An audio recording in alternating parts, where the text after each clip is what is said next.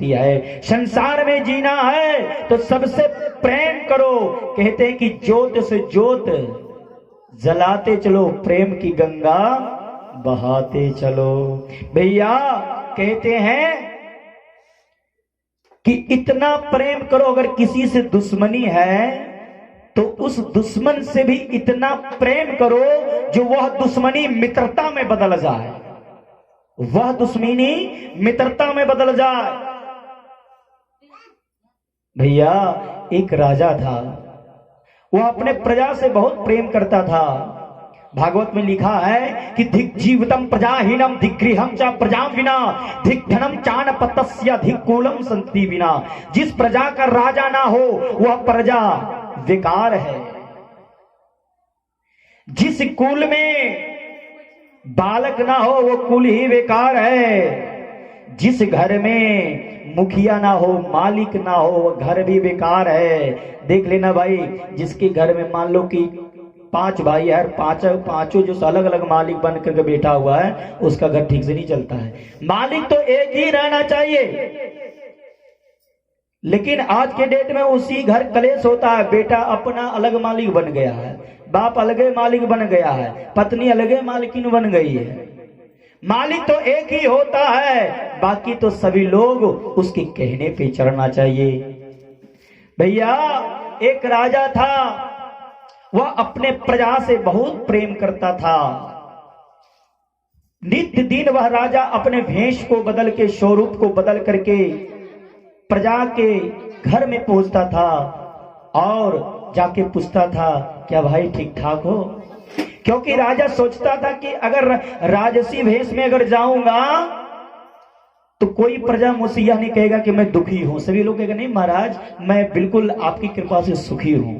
लेकिन राजा को मन में यह संतुष्टि नहीं होती थी। वह अपने भेष को बदल के जाता था और वह कब 4 बजे सुबह प्रातः काल पूरे गांव में भ्रमण करता था वह राजा। किस लिए? कि कोई प्रजा दुखी तो नहीं है। एक दिन क्या हुआ मेरे प्यारे सज्जनों, कि वह राजा भ्रमण कर रहा था, लेकिन एक दूर में एक बहुत भयंकर काला पुरुष खड़ा हुआ था और वहां पे किसी का इंतजार कर रहा था। बिल्कुल लंबा चौड़ा था, काला कलूटा था। जब वह राजा ने देखा कि मैं यहाँ पे इस ग्राम में इसलिए घूम रहा हूं कि कोई चोरी तो नहीं कर रहा है मेरे प्रजा की संपत्ति, कोई लुटेरा तो नहीं है, कोई मेरे प्रजा दुखी तो नहीं है, लेकिन यह इस समय क्या कर रहा है? जब राजा ने उसके पास पहुंचा, राजा ने पूछा उस व्यक्ति से, तुम कौन हो? तो उस व्यक्ति ने अपना परिचय दिया कि मैं काल हूं। कथा पे ध्यान दीजिएगा, मैं काल हूं। बोला कि आप यहाँ किस कारण से आगमन हुआ है? काल ने कहा कि कल तेरी मृत्यु होने वाली है, इसलिए पहले से ही डेरा यहाँ जमा लिया हूं। मैं काल हूं, कल आपकी मृत्यु होने वाली है, इसलिए मैं पहले ही यहाँ पे आ करके आपके राज्य में डेरा जमा लिया हूं। राजा ने पूछा कि मेरी मृत्यु कैसे होगी? कल जब मेरी मृत्यु होगी और कल काल जो सामने खड़ा हो तो मैं जानना चाहता हूं कि मेरी मृत्यु कैसे होगी। काल ने बताया कि कल तेरी मृत्यु है, तेरे घर के सामने में जो पहाड़ है, जो पर्वत है, उसमें एक सांप बैठा हुआ है जो बहुत ही विषैला है। वह कल आकर के आपको डसेगा और आपकी मृत्यु हो जाएगी। काल ने उसको बता दिया, तैयार हो जाओ। राजा ने कहा ठीक है, मैं स्वीकार करता हूं। राजा अपने राज्य में, अपने घर में चला गया। अपने सभा में इमरजेंसी सभा बैठा बुलाई, सभी प्रजा लोग आए, उस सभा के सभी सदस्य आए, मंत्रीगण आए। राजा ने मंत्री से कहा, आदेश किया।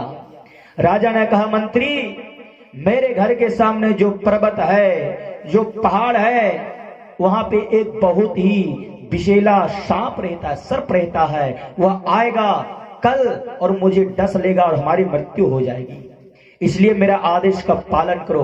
मंत्री ने कहा, महाराज क्या करूं? उस पहाड़ को खुलवा दूं, उस सांप को मरवा दूं? बोला नहीं नहीं, अभी तुम्हें आदेश नहीं किया हूं, आदेश से पहले क्यों अपना अंजाम सोचने लगते हो? बोले क्या करना है? बोले एक काम करो, वह जो सांप आएगा मुझे डसने के लिए, उसे कोई तकलीफ नहीं होनी चाहिए, रास्ते में कोई दुख नहीं होना चाहिए।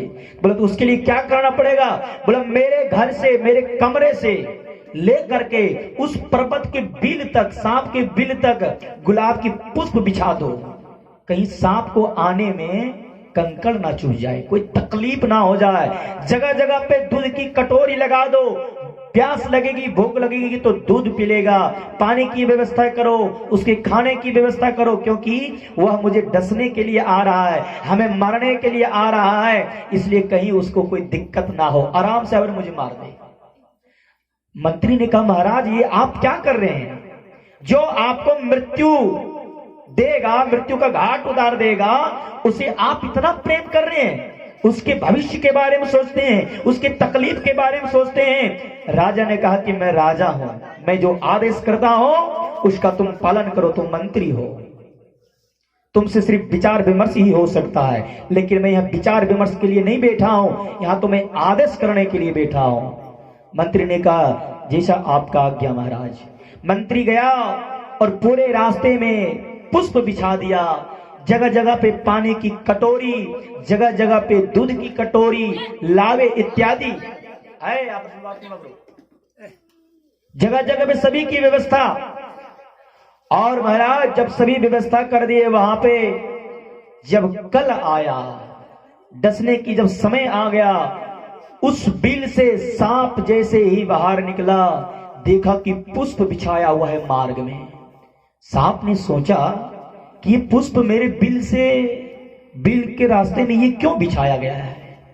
सांप ने सोचा कि चलो कोई बिछाया, मुझसे मतलब नहीं है, हमें तो डसना है, हमें तो काल ने कह दिया है, हमको तो डसना है, हम तो अपने काम, अपने लक्ष्य की तरफ चलते हैं। सांप वह बिल से निकला, उस रास्ते में चलता गया, कहीं पे भी उसको कंकड़ कांटे और जमीन नहीं दिखाई दी, पुष्प पे ही वो चलता जा रहा है। और एक जगह पे भूख लग गई तो उसे दूध मिल गया। बोला इतना व्यवस्था, ये कौन है जो मेरे लिए इतना कर रहा है?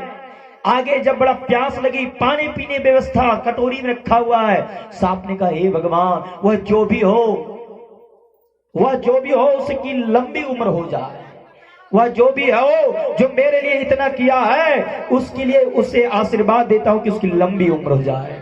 इस तरह से आशीर्वाद। भैया आप लोग आते हैं तो बात करते हैं, इसलिए आते हैं तो जगह लेकर बैठ जाइए, और बात करनी हो तो बाहर जाके कीजिए, क्योंकि कथा में डिस्टर्ब होती है। एक बार प्रेम से बोले वृंदावन बिहारी लाल की। मेरे प्यारे सज्जनों, जब वहां से वह सांप चला तो जगह पे दूध पीने की व्यवस्था, पानी पीने की व्यवस्था, और जब चलते गया तो वो सोचता है मन में कि मैं इसी रास्ते से जाने वाला हूं उस राजा के पास डसने के लिए, लेकिन ये पुष्प कहीं समाप्त ही नहीं हो रहा है, कितना दूर तक है। लेकिन जब वो चलते गया तो राजा के कक्ष तक पहुंचा, राजा सोया हुआ था। सांप ने समझ गया कि यह राजा ने ही मेरे स्वागत के लिए किया है। वह सांप सोचने लगा, जब डसने का समय आया, वह सांप सोचने लगा कि बताओ, जिसे मैं मारने वाला हूं, जिसे मैं डसने वाला हूं, उसने कितना भव्य स्वागत मेरा किया। अगर कोई जान जाता है कि यह मुझे मारने वाला है तो उससे भयंकर दुश्मनी हो जाती है, लेकिन इसने तो मुझसे प्रेम किया, इसने मुझसे प्रेम किया, इसने मुझको कितना भव्य स्वागत किया। मैं तो बड़ा ही पापी हूं जो ऐसे महान राजा को मैं डसने के लिए आया, मारने का लिए आया। ऐसा धर्मात्मा को मार करके मैं बहुत पाप लूट लूंगा, भगवान के यहाँ पे मुझे क्षमा नहीं किया जाएगा, इसलिए इसको मारने से पहले मैं खुद क्यों ना मर जाऊं, लेकिन इसे नहीं मारूंगा।